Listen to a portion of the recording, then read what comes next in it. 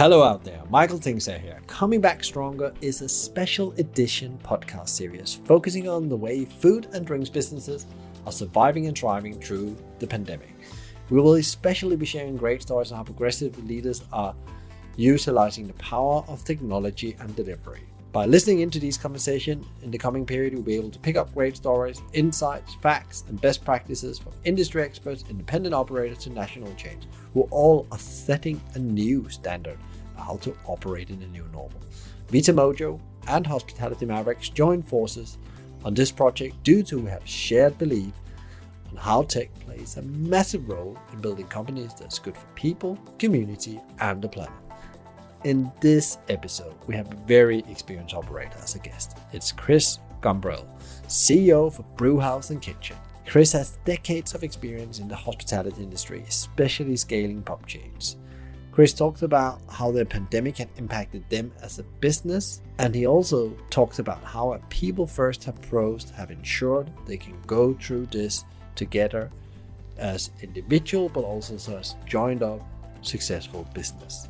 We also talk about his view when it comes to the future of food and drinks and how the outlook is for it, what technology's role is in the coming years, and also he opens the lid for their plans in 2021.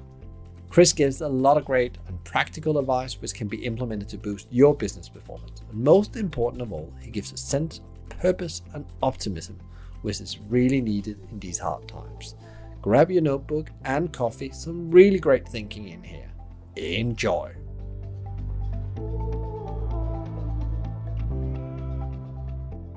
Today it's the first we call it. I wouldn't call it a working day in hospitality, but a normal working day for people after the Prime Minister Boris Johnson announced that we have a second lockdown coming here on Thursday.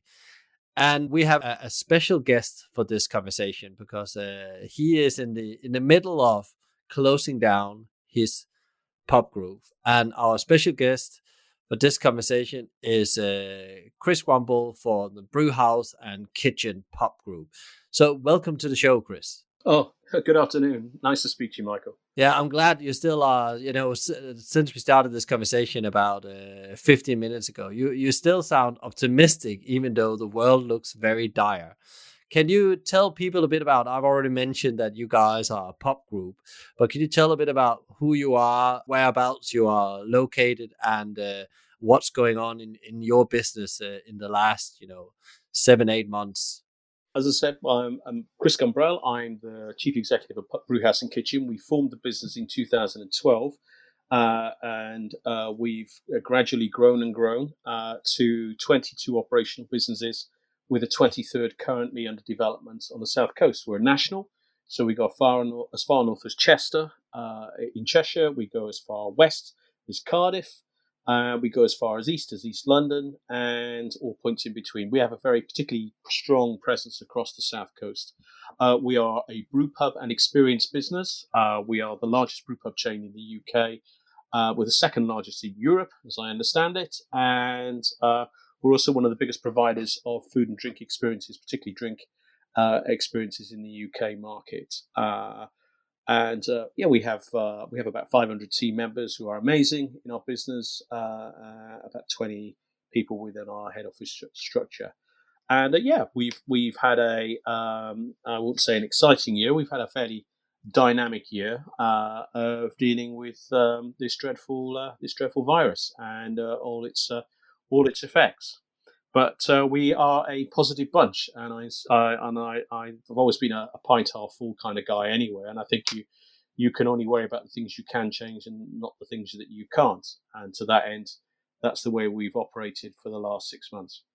I don't know if this happened through the pandemic. When I looked into your website over the last couple of days, I noticed that I don't know if you had that pre-pandemic, but it looks like you have developed, a number of revenue streams already. And I can see you had like workspaces. I don't know if that's come after or prior to the pandemic. That's interesting from a pub chain, because I can see where the space fits in, regional operator where, there's going to be people that's probably not going to travel much into London not just for a foreseeable future, but actually maybe they gonna go in once or twice a week to have that touch point with the team, and then they're gonna work remotely, and maybe the home is not always the most brilliant place to work, especially when you have kids and so on.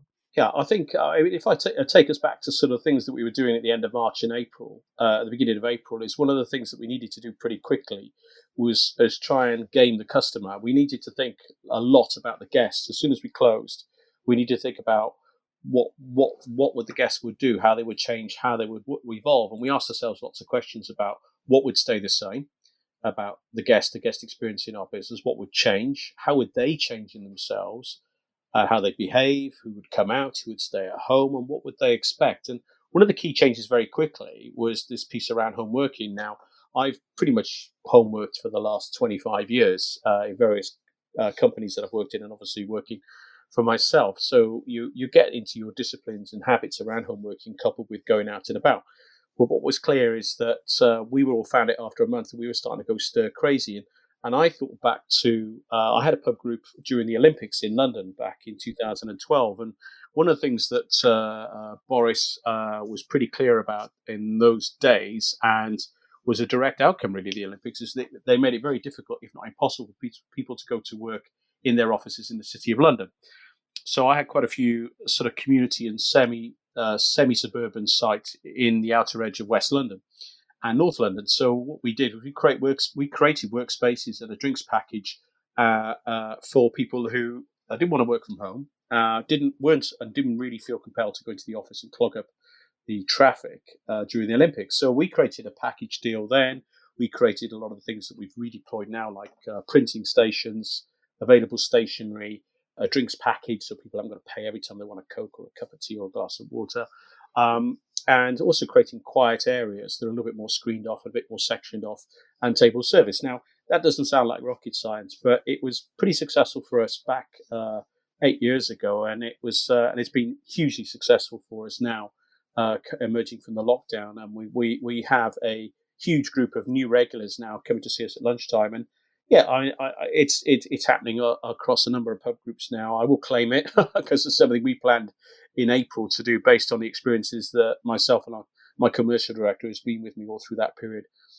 We put in place and we enacted at that point, and it just seemed to fit. But it's all part of this understanding that everybody needed to have back in April that things would change, and that the guests would change, and there would be new markets emerging. There would be new subsectors of our normal client base with different needs and different occasions that would appear as a result of all of this. Once again, if you go into this with the mindset of you're going to be running some kind of ship of doom and all you've got to do is survive, you're probably not going to do that well. But if you come out of it thinking, well, okay, what are the opportunities? What are going to be the new parts of the market that we should go after? Then you start making out those lists, and those lists get longer and longer and longer. So it's about mindset, and it's important it's certainly I consider it important for me as a leader in a business that you set that pace and you set that ambition for your people.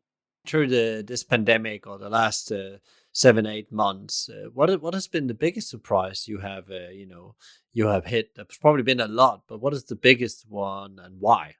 I think if you frame what we've been through as a society, really, and I'm talking about a global society, if you take the context, the fact that we're facing the most serious pandemic in 102 years, we've got a lot of people have very sadly passed away through and as a result of this pandemic, just in this country alone. People are concerned about their jobs, their economy, their families, their loved ones.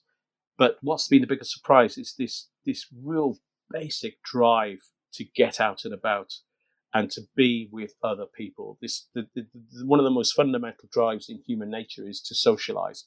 It's very, very particular to us, I guess, as humans, but to be around other people. And I think what struck us all, I think, as soon as we threw the doors open, is how keen people were, irrespective of all the risks and concerns and the backdrop of everything that's happened, how people were so keen to get out and to actually socialize and be amongst other people. Now that takes some risk management and some controls, which we've all been working on very hard during lockdown to get right. We felt as if that people would be compelled to do it. We were gaming it with the bank and you're trying to reforecast where your sales are going to go and how much of a decline you would see from day one, and not just because of Eat Out to Help Out, but right up to Eat Out to Help Out and after Eat Out to Help Out finished, we saw tremendous growth in our business. And we put that down to taking the right steps to make sure guests feel welcome and supported and safe. But this basic drive that people have, over and above that, taking it down to a sort of tactical economic level within our business, the fact that the conditions were such that we knew people were going to book to come out. We knew people weren't going to do the pub crawl, as it were, from bar to bar, that people would sit down, they would stabilize in one business, they would settle in for the night. We knew ahead of any government guidelines that we knew table service would be important, that people wanted to hunker down in one spot. But the growth in food for us has been incredible. The growth in premiumization has been incredible. The people trading up. And what was interesting is how much, we did a lot of training. We trained our teams constantly through lockdown. We did a huge amount really to be ready. We wanted to maintain the muscle memory of how the business worked in its old format. We wanted to communicate very clearly how it would operate in its new format, but also how much the guests had trained while they were off. We're specialists in craft beer, and the knowledge that the gap that had been bridged by guests who were in lockdown, who started to come on things like online experiences that we're running, but also that we saw the growth in people joining beer clubs, having craft beer packages delivered to home, people being more selective when they were going to the supermarkets, because the supermarket went from being a chore and a kind of an imposition on one's normal daily routine just to get the groceries in, to being a real treat just to get out and go somewhere. So, of course, people spending time and poring over the craft beer ranges that are there. So the time we opened, we thought, wow, people are a lot more sophisticated. They've got a deeper amount of knowledge around the products. And for us, particularly the fact that we had, which we know we're going to come on to, a new order and pay at table platform, how keen the customer was to experiment, to work through the range, and to premiumize, and to really, really enjoy the experience. So the big surprise was human nature. But then, I always believe people rarely let you down. Some individuals will, but as a body, people normally rise up to the occasion, which they did. But the more tactical economic surprises was, wow, I didn't think they were going to eat as much as they did. They really rejoiced. They really rejoiced in being back out again and being in the social environment, and really, really wanted to enjoy the range and the excitement and the premium beers. And it was great to see people working their way through the whole list of things that we do, which is great. So lots of pleasant surprises, not many nasty surprises until the government get involved, which we'll talk about later, I'm sure. We'll probably talk about what this means for the future of the industry. But I would like to pick up on something, and then because this way of getting ready to come back, because as you had to close in the end of March and start the lockdown, hibernate the business, are finding a way back. At that point, nobody knew it would be the 4th of July. Nobody knew when this would happen. And you talked about muscle memory, and we talked a bit about what I call is a similar kind of analogy I have. I call it the Stockdale paradox, from good to great, where there's some war prisoners in Vietnam. They're caught in this prison camp, and some of them say we'll come out the next summer, and other of them say, I don't know when I'm going to come out, but we will come out, and it's going to be fantastic. And the one that surely survived and got out was the one that had the more long-term focus and not bother about what happened tomorrow. I'm getting out tomorrow. I just need to find out how to actually create a long-term muscle to survive mentally. And you talked about you did muscle memory with your team, so they didn't became fatigue or not ready as you open again. What did you exactly do there when you talk about muscle memory? Yeah, I think that the first thing we did was we knew that communication was going to be really, really important. So we made a conscious effort to communicate a hell of a lot with our team. Every team member needed to speak to somebody from within the business at least twice a week, if not more. And that was across the whole team, part-time, full-time, front of house, back of house. We knew the communication firstly, and maintaining that affinity with your employer and that affinity with Brewhouse and Kitchen and what it stood for. So we set out a communication strategy very quickly. That was for our people, for our shareholders. We communicated with initially on a fortnightly basis so that they knew what was going on, and that's really helped us in the long term. We then set out the objectives of the business, which was primarily to protect and care for all of the people within the business, to make sure that people were safe, that they felt cared for, that we were interested in them. A lot of our team are from overseas countries. They're migrant workers here, and they're not near families, so they got particular focus from us. We were running weekly seminars on physical well-being, mental health, and well-being, and financial well-being as well, because obviously people were concerned about being able to pay their rent, making their money stretch, all sorts of things like that. So about getting you've got to maintain that relationship with your people first. That was the key thing.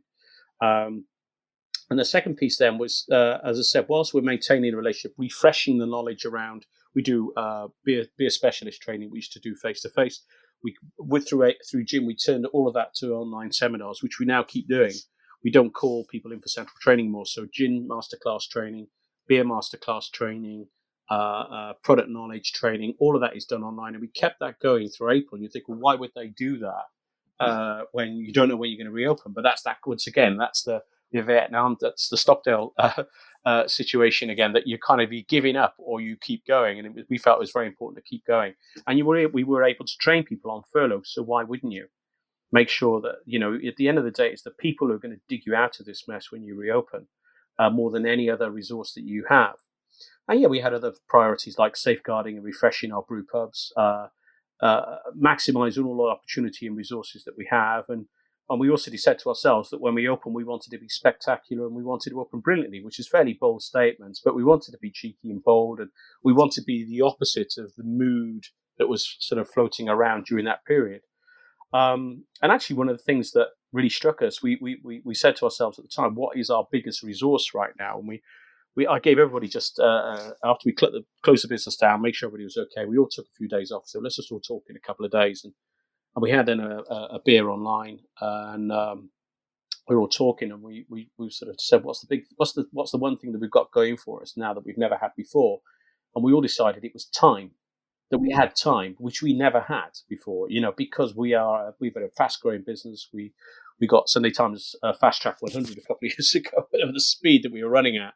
And it was time to think, time to plan, time to innovate, time to train, time to trial, time to improve, time to test. We had time.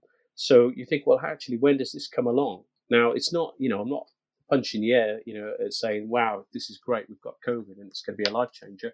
But you've got to take the positives from every negative situation. And we had this time. So we decided to root and branch and change absolutely everything. We defined our guest journey. We modeled and gained the guest behavior very, very clearly to find out who, what, and where.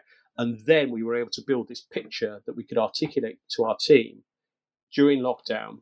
So to say, okay, it's still Brewhouse and Kitchen. You still need to have a high level of product awareness. We're still doing the same stuff. We're still brewing on site. Beer is everything. Food is important. We've always been focused on things like our reputation scores. And but we want to improve. We want to get better, stronger, fitter, faster. What can we do? So we were able to articulate all of those things really clearly to our guests during to our team members during lockdown, and that went really well. And we found that despite the fact that we'd launched a whole new way guest journey in our business, driven by government guidelines, we finished that a lot. We put a huge amount of resource into making sure we had the COVID-safe environments, which are all the things that probably everybody else who's an operator is listening in on this has done.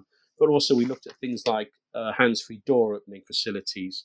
We looked at video work for communicating to guests. So we made different films for training, and which I think have been excellent for us. We just wanted to find new ways of communicating, new ways of articulating the journey. And when the team landed, we opened on the 6th of July. We didn't want to put people through the pressure of the 4th of July. And I think Boris called it Super Saturday, which is probably not the best way of advertising what was going to happen. We had a graduated process of learning.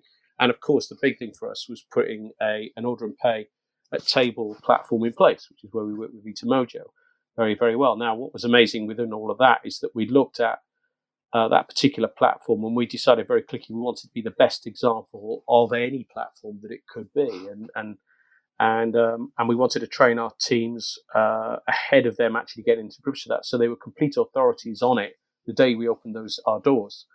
So all those things were ready, and as you say, coming back to the question, muscle memory, it was there. We hit the ground running. We had growth in our first week, and that did not stop all the way through. And that's allowing for even having some sites in London, which really did battle and are still battling, sadly at the moment. We still, including those numbers, still had an amazing growth story. Yeah, the interesting thing here is that it's a bit like you invested in the fundamentals in a way and improved the fundamentals, which made you bounce back in a way. As you said, you were surprised about how hungry people were actually to go out. So could you meet the demand then? Because I guess when you are bringing back a team and an operation that has been out of business, that's what I heard from many others. That was the challenge to get them quickly up to speed again. Some had massive challenges, others because they put in the investment in the fundamentals really ran through that period. And was that what you felt as well was your benefit of investing in that period of hibernation? Absolutely. It was the number one best thing that we did throughout, was to care for the people, because ultimately, you are reopening 22 businesses, and opening one business from scratch after either a long period of closure or the best example would be a major redevelopment, but they weren't major redevelopments. We were able to protect our teams through furlough, which we're very and still remain very grateful for.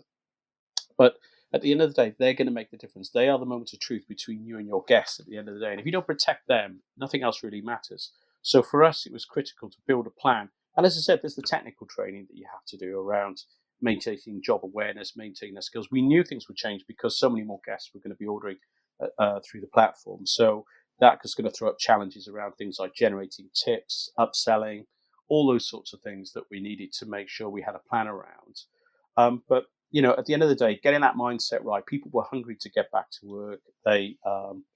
We wanted to keep an eye on them. I mean, we had very few dramas, I have to say, thankfully, while people were off. We wanted to intervene and make sure that they had a really good support safety net, really. I mean, everything from a really good rewards gateway package that we have, where people can get discounts on their shopping, they get mobile phone insurance, they get all the sort of standard staff benefits that we could give people. But we also gave people, we were emailing things like links to fitness online videos and things that they could enroll in and take part in. What was on, we had forums around what was great on Netflix, and little sort of forums that people talk about things that they liked. But on a more serious side, we even put links in place for a bereavement service as well. We wanted to make sure that we were fearful of what could and may have happened, and thankfully nobody had to draw on it. But we wanted to make sure that if the very worst could happen for a team member or a member of their family, they will be there to help support in whatever way an employer should be able to support, even though we are at a distance while they're off on furlough. So, and I hope, and we are told, that people felt cared for. They felt that the company was interested in them. And I'm pretty proud of that. And I think proud of what my people team in particular did around that. And it paid off. Now we're hitting a second lockdown. You're closing down on Thursday or Wednesday evening. Are you gonna approach it with the same strategy this time? I know we've been told it's a month, and maybe it's a bit longer. Nobody really knows what the plan is, but how are you going to go into this with the learnings you got from the first one? Well, it's a slightly different close down. If you all recast our minds back, the Prime Minister stood up on the 16th of March at 5 o'clock and said, please don't go to the pub, please don't go to the restaurants. He never told us to close. So we all saw this mass hysteria effectively break out amongst the great British public. People didn't come to us. We all died on our feet for that week, effectively trying to keep our businesses going. There was a vacuum of leadership and guidance for our sector during those 3 days. We closed on the Thursday. We could see the direction of travel. So we didn't wait until we were told to close. We just shut down early because we were getting feedback from guests that they weren't very happy and they weren't very comfortable. We were getting feedback from the team about the same. So we've always tried to sort of preempt it. Now, this is very different. as at Saturday night, our bookings have exploded. So we are fully booked tonight, tomorrow night, and Wednesday night. So, we've got a more sophisticated guest that we're dealing with now who's educated around the risks of COVID-19. They know how to behave. They know what we expect from them. They know what to expect from us. They, are enjoying the offer. They're enjoying the experience of being out in the pub, even though we keep getting compressed with either curfew or rule of six or no mixing of households if you're in tier two. The guests adapt, and I've learned that as well. And once again, it's a pleasant surprise to see how adaptable our guests are. If your offer is strong and they value and they're loyal, they will work with us on that. And so again, this is a different set of circumstances. We're going to be closing, as far as we're concerned, on a high that people love what we do. We love having our guests in our business, and that is very much our mantra. Now, my concern this time is that the world is in a different place mentally, possibly around this lockdown. We are seeing, I think, nationally and outside, I think society is less compliant than it was in March. I think it understands and is a bit more grown up around wanting to make their own judgment calls around trust and risk and the balance of judgment about how they want to behave. So, and also I think there's a lot of confidence has been lost in the leadership. So I think we're dealing with a slightly different consumer now than what we had back in March. Now, in saying all of that, the big thing that we'll be pushing in the next 4 or 5 weeks would be the launch of delivery and takeaway. That got scuppered slightly on Saturday night when the Prime Minister announced, well, he didn't announce, it was hidden away in the guidelines that we can't do takeaway for alcohol. That kind of throws us out a little bit, but hopefully that'll be resolved and settled in the next 24 hours. And we might get some good news on that, I hope. But we certainly, that will be the only real major innovation that we'll be doing. We feel more compelled and welfare and support and mental health and well-being is going to be more important for us in the next 4 weeks than it probably was in the 3 months prior. Because I think people are nervous. They are tired. They're fed up. The weather is dreadful. People are a lot less optimistic, I think, now than they possibly were earlier in the year. And I think we're going to have to pedal a lot harder to support our people in the next 4 weeks. And we fully intend to do that, and we are ready to do it. So I think those are going to be the big changes. The mantra across the business, which I fully believe in and repeated all weekend to our team, is that we don't lock down, we just reset. And we reset and we take stock. We're giving this another opportunity. And as I said earlier on, the one resource that we've been put back into a lapse is that we get to protect our team through furlough. And now we have time again. We have time to rethink, to replan, to reach out to our communities a bit more again, and to get ready again for the next reset and the relaunch. And we'll come out again stronger, fitter, faster, leaner, and do a better job than we did last time. Not that I'm not unhappy with where we got to before. We're constantly setting goals in our business. We pushed very hard since reopening around reputation.com because we found it very good in the early days when we reopened. People love what we're doing. Then we found the consumer base changed slightly through retail to help out. We saw a slight dip on reputation scores because of the expectation with the new type of client coming in wanting a hell of a lot without having to pay very much for it. But we've got to a point now where, as a group, we're at 4.4 as a lifetime score across all the three major reputation platforms, which I'm immensely proud of. I believe it's the highest score of any pub group in the UK across all three platforms. So I'm really proud of what the guys have done. We actually hit 4.7 2 weeks ago, and that was on over 100 reviews across the group. So we're very focused on delivering a great job. It's tougher. Supporting people from a personal level will be more important than the innovation in the next couple of weeks. But that won't stop. We've matured with our order and pay at table platform. We've got to the next stage around delivery and takeaway. That's due to launch next week. And we'll also be reviewing, the finessing of something like this. We took over 450 photographs to get that platform ready. And now we're finessing and changing and tweaking and evolving. And also sitting back and taking a fresh look at our business as well. I mean, if you're a pub operator, or you've always believed that your backfitting, people would say, is your shop window, when people get to the bar. Well, it's not now. The shop window for our business is that screen on your phone.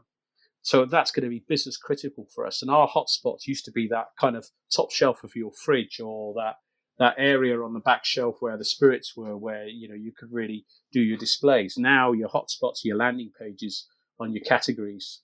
Somebody wants a gin. What's the page? They open up onto gins. What's the lead products on that? And we're talking a lot to our suppliers about the value of that space right now for us. So we'll continue that process during lockdown. We will finesse our order and pay at table platform. We will finesse our delivery and takeaway model, and we'll take care of our people. And when we get to reopen again, we will come out fighting, not cowering in a corner.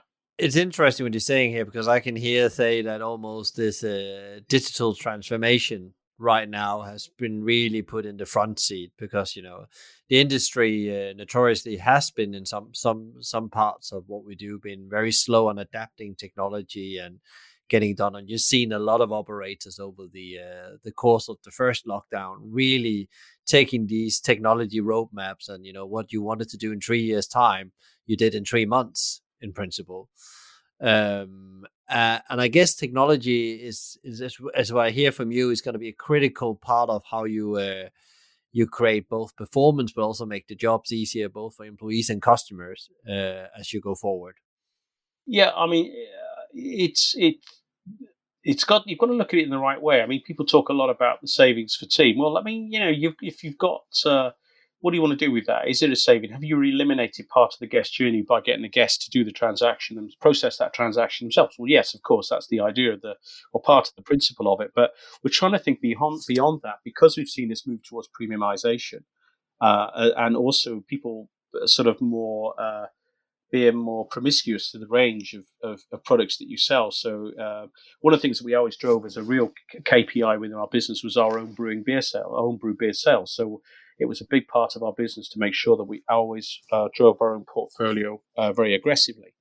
Now, what this has been sort of fairly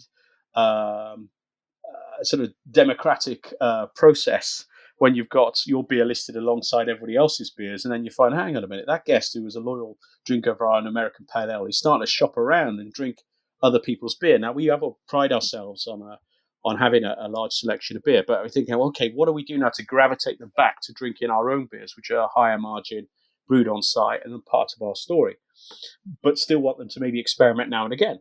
So you kind of have to strategize around that. You have to go back into your platform. You have to represent your products in a different way. But then you suddenly realize the power of the positioning of the product on the visual part of that platform to make sure that you can really focus and steer people towards the higher margin items, or the items that will drive you most cash margins. So we learning all the time. And as you say, this is a 3-year journey that we've done we were live in 6 weeks, which is a massive amount of work by my marketing head of marketing and our commercial director. Amazing, absolutely amazing to deliver it. And we were actually the third platform. Vita Mojo was our third platform in 10 weeks that we played with and tried. But it has been brilliant actually for us, and it is opening up a whole new world of possibility really, and how the guest has adapted and changed, and also making lots of really good recommendations back to us about how it can go further. So yeah, we've embraced it.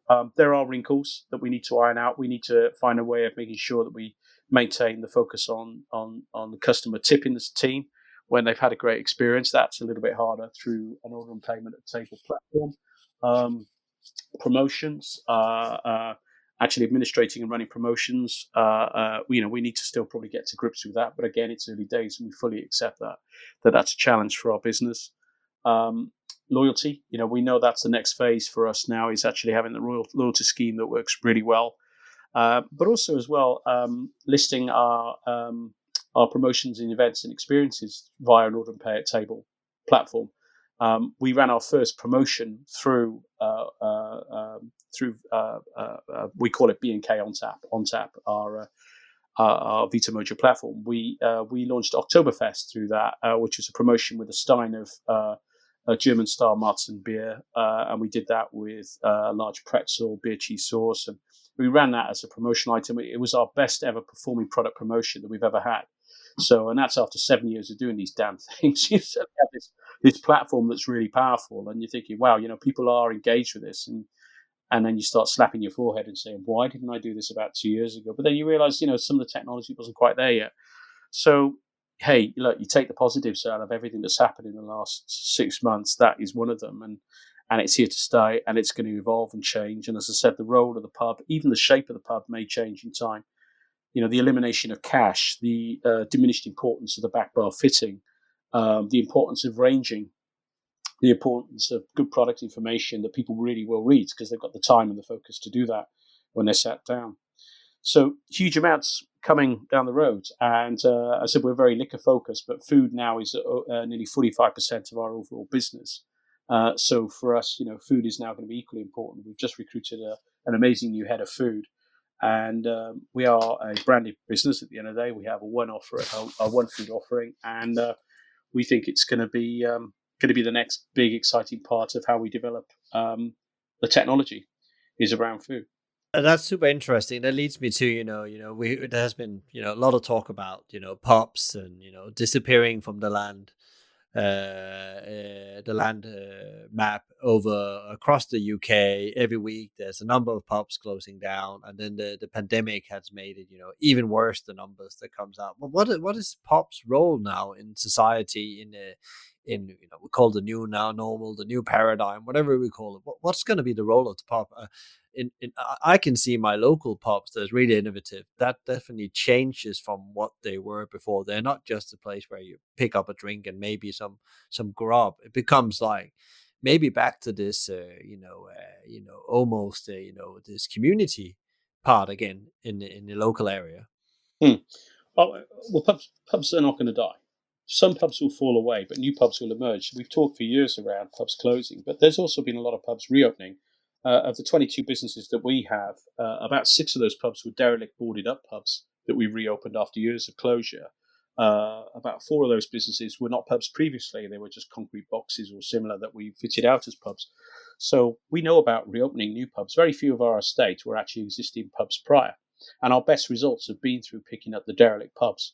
But I mean, certainly the big, I suppose, caveat right now around the role of the pub it'll be very much dependent on what role government allow us to take in the short term, by compressing our capacity to trade, by dreaming up rather bizarre and odd and unscientifically based rules and things and hoops we have to jump through, like the curfew, which for my mind I just cannot figure out why that was put in place. But I mean, I don't want to be too political about it. But look, let's look at the track record of pubs. This is my third major recession. I've been in the business since 1988, so I am an old geezer as far as pubs concerned. This is the third major recession I've been through, and every single time, hospitality and the service sector has led the UK out of recession.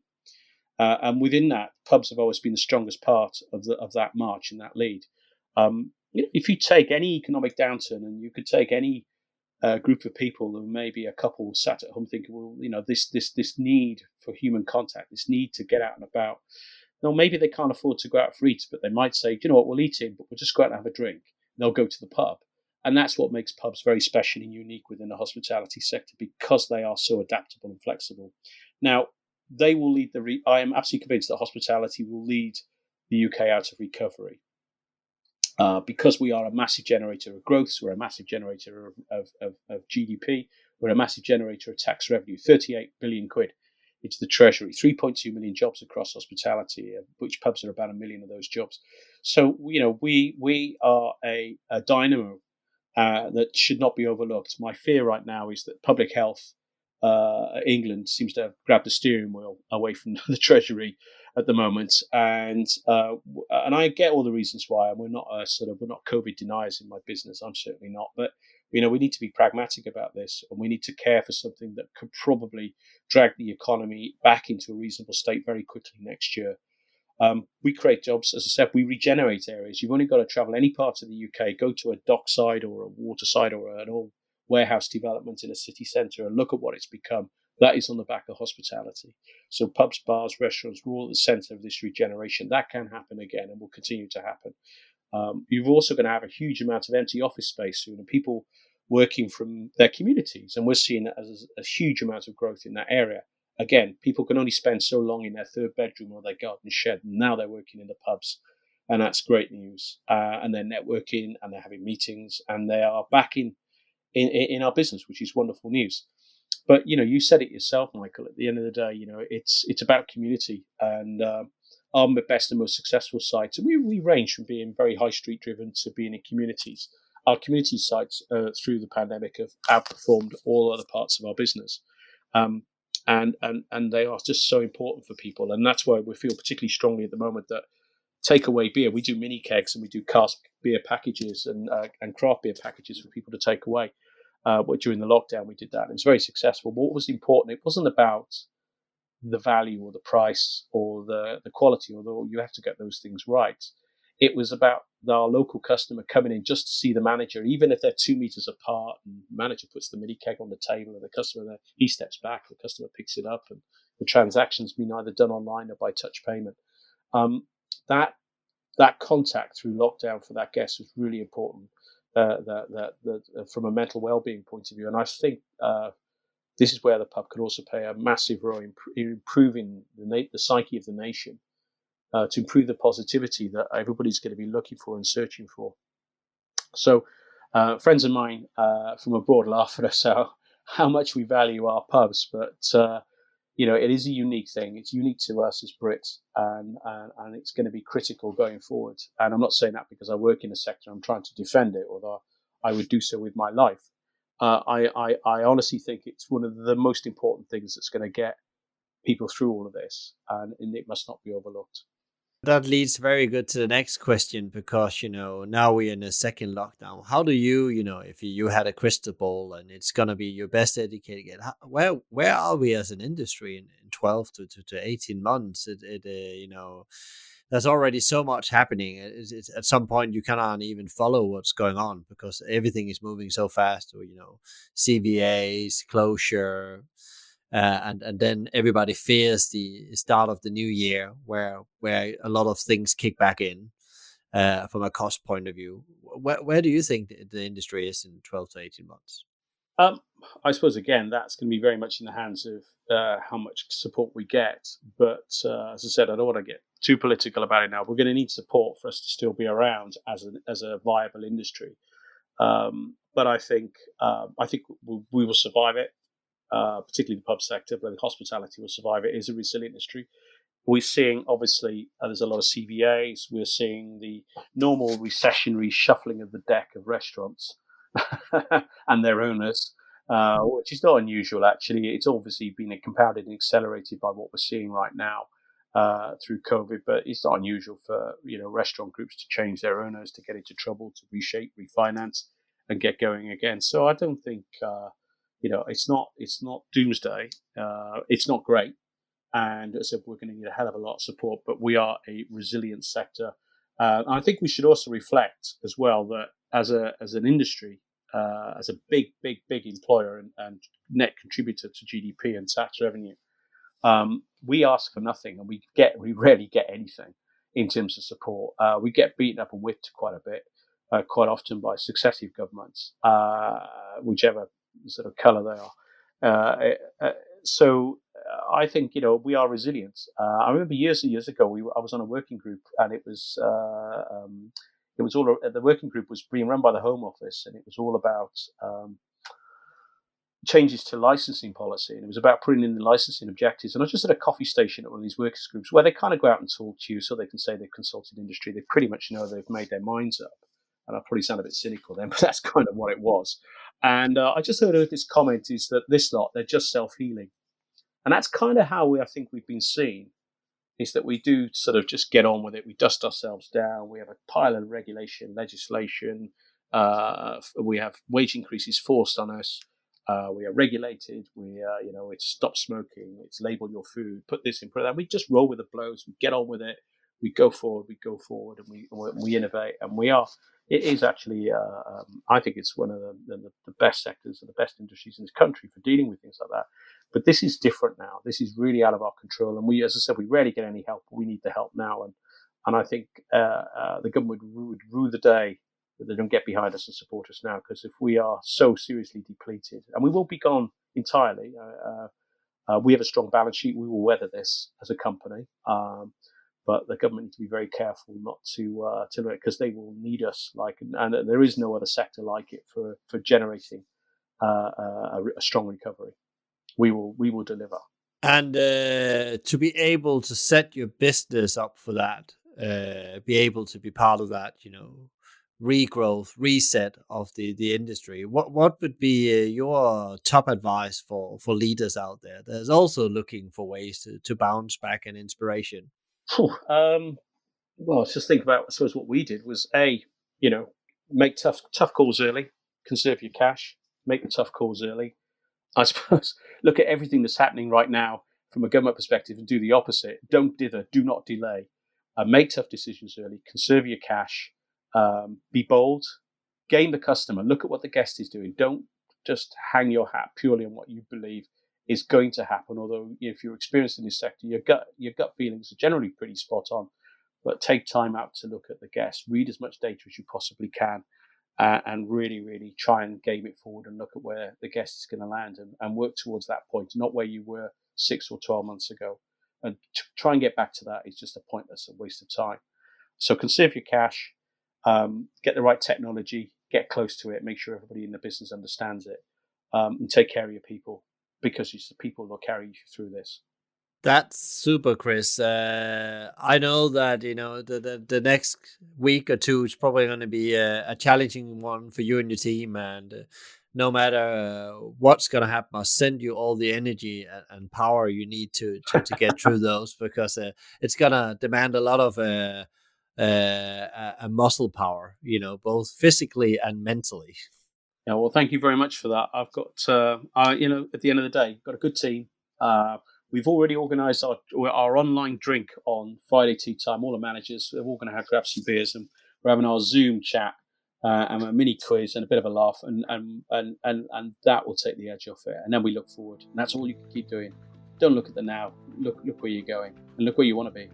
Great, Kris. Thank you so much for taking your time out this afternoon in the run up to the second lockdown. Take care. Okay, thank you. Thank you so much, Kris, for sharing your great insights about the power of putting people first and how that can boost business performance now and beyond the pandemic. And also, thank you for sharing your great insights about what you're doing inside your businesses to innovate beyond the pandemic. If you enjoyed today's podcast, give us a like, share it with people you think would benefit from it, and rate it and let us know what you think. Coming Back Stronger series is brought to you by the wonderful people at Vita Mojo, the digital partners for ambitious operators, who are helping Leon, Sushi, Farmer J, and other leading brands transforming their businesses with technology. Check them out at software.vitamojo.com or contact them directly at nick.liedl@vitamojo.com. If you didn't get that, it will be in the show notes as well. Thanks for listening and keep innovating.